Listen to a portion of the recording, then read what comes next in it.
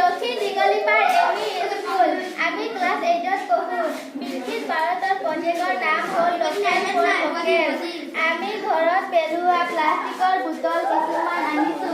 এই বোতলৰ দ্বাৰা আমি বিদ্যালয়ৰ ঘৰৰ মকৰা জাল আৰু তলত পৰি থকা জাবৰ আদি চাফা কৰাৰ বাবে আমি এই সঁজুলি তৈয়াৰ কৰিছো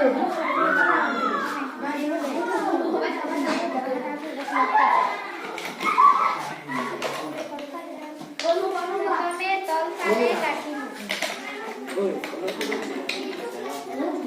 আৰু কটালিকৈ কাটিছো সম্পূৰ্ণ কাটা হ'ল